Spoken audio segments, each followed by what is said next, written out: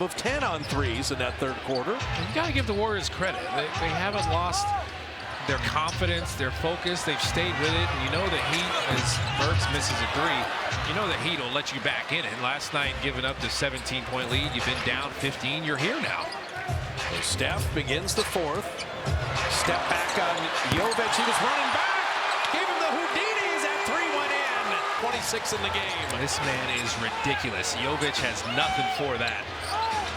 So Jovic and Alec Burks. Bam Adebayo with Duncan Robinson and Rozier. I don't want to live with Robinson was screening Buddy Hield, who was the closest guy to him. No one else even tried. Steph and Lindy Waters, Trace Jackson Davis, Kyle Anderson, and Buddy Hield. They had Rozier jumping at him. Lindy Waters a good look at three, but Kyle Anderson, look what I found. Right time.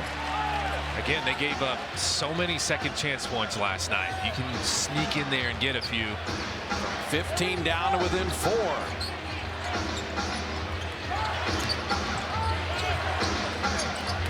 Jovic going to call his own number, but he fouled him. It's just a big shirt. I get it. It's so hard to look away, man. Like, it's such a long shot to look away. And shot clock down to 2. Jovic has to hoist. Warriors are playing some D here. Second half been a lot different. And they keep executing offensively. EJD on Burks.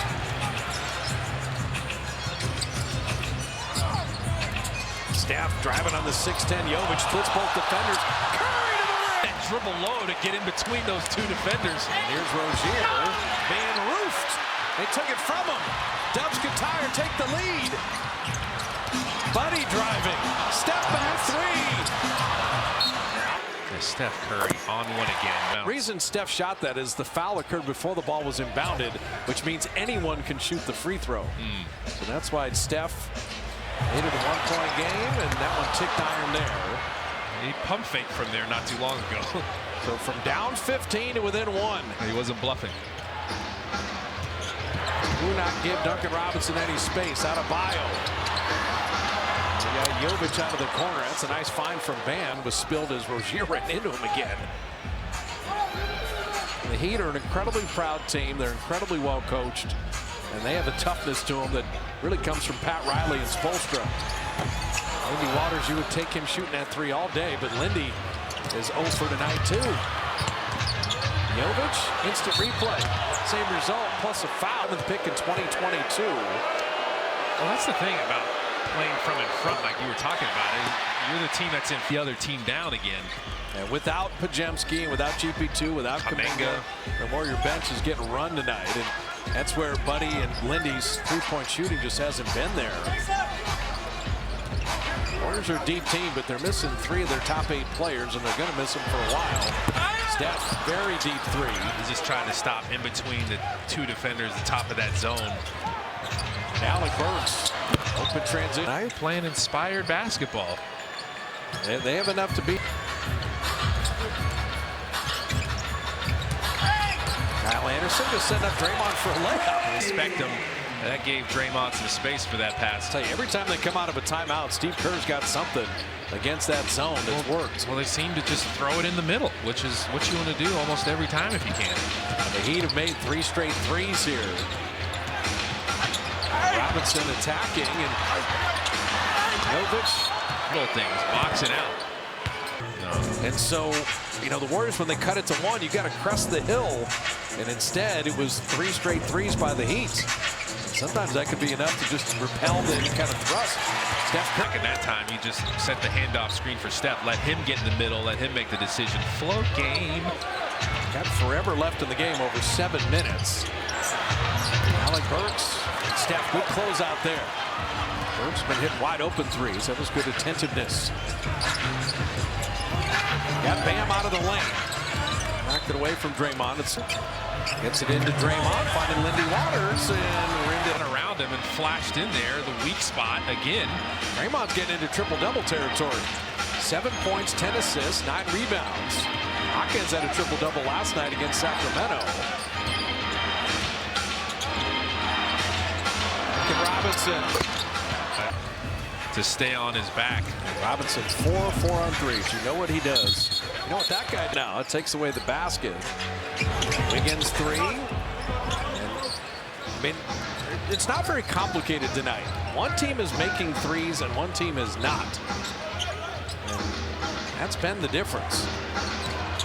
Adebayo dunking that home, and then In a little closer, get movement into it. Bam missing that free throw. So you look up after you had it down to 1, and it's a 12-point game. Draymond.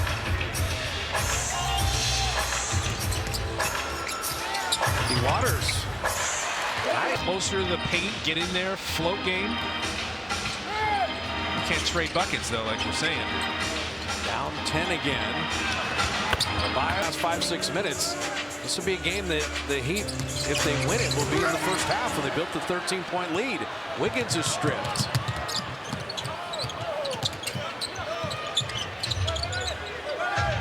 Miami came in having lost Indiana, got blown out by Utah 136-100. Lost in double overtime to Sac, and they keep fouling three-point shots. Burks, 3 free throws, courtesy, particularly at home. Man. They were 21-10 at home, or 21-20 at home last year. They're going to be 10-10. I mean, that's in their championship year. They were 39-2 at home. Like, you got to defend your home court at some point. We just never found like sustained momentum this game, sustained rhythm offensively against the zone, and this is the kind of game you need at Kuminga. His downhill attack, I feel so bad for him, hurting the ankle, not able to help his brothers tonight, but like you just haven't been able to find it consistently offensively tonight. Close out on Duncan Robinson there. And you had a chance when you cut it to 1, and that chance has gone astray. And for the Warriors, this will just be a miserable stretch to go 3-6 in this 9-game stretch. And with Miami playing a double overtime game in Sacramento, the Warriors are 1 of 8 on threes here in the 4th, while the Heat are 5 of 8. Jovic has been the one bothering them. Trace, good closeout. Trace Jackson-Davis is 1 off his career high. Could get him another bucket. He need to be perfect from here on out. Knock down some threes. Anderson missing that 3 on threes. This is a team that 87-86. The Warriors had cut it to 1, and then a 21-8 run by Miami, make it 20. And you're the team that should be rested and have the energy the final 9.5 minutes. Yeah, that zone is rough to deal with. If you haven't seen a ton of it, you don't have your go-to stuff against the zone. Another turnover. The Warriors only 10 turnovers tonight. Miami had 8. It's then the 3-point shooting and the Warriors overall shooting at 40% for the game. And the kind of game that Heat plays is just the last thing the Warriors want to see right now. 27th in pace, they slow it down. You're just having to go from half court to half court. Spencer, Santos. The Warriors Pat threw that away. The Warriors are dying for just productivity given the injuries. And you take for granted what Podziemski does, what GP2 does. You know what Kuminga has been doing, and those are 3 massive losses, and they're not good enough up and down the roster to sustain some of these just almost inexplicable shooting spells. Shot it really well against Philly, really well against Memphis, horrendous against Sacramento, and just as bad against Miami. I just think the balance to their offense, like shooting the 48 threes tonight, obviously the zone kind of induced some of that. 24-second violation. They did not get a shot up there. It was first in drives. They're like 19th in 3-point attempts. Houston, points in the paint, fast break points. Like, this is what they do. Free throw line.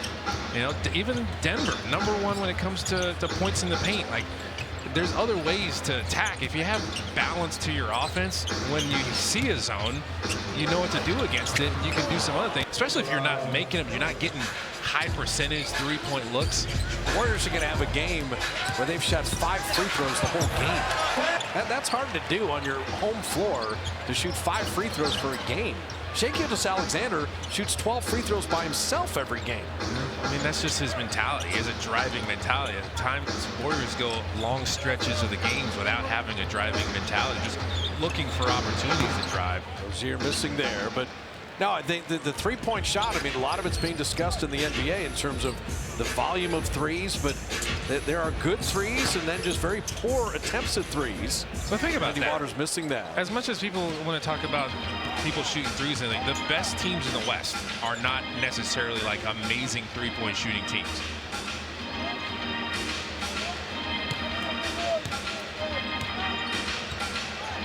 Hey, Bam is just using clock here. They're going to sub in a bunch of other Heat, but this is an impressive win for Miami.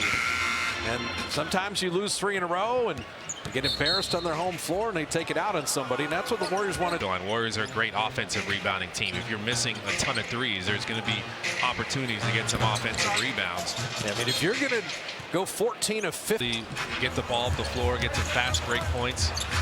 See Moody there, that's a beauty. Lindy Waters. There are plays to be made. What I've said it before, it can't just be you're making threes, you're a good team, you're missing threes, you're a bad team. Correct. The best teams in the West, they have something else they can go to. So Miami, they lost 128-115 to Indiana, 136-100 to Utah, and then lost 123-118 to Sac in double overtime.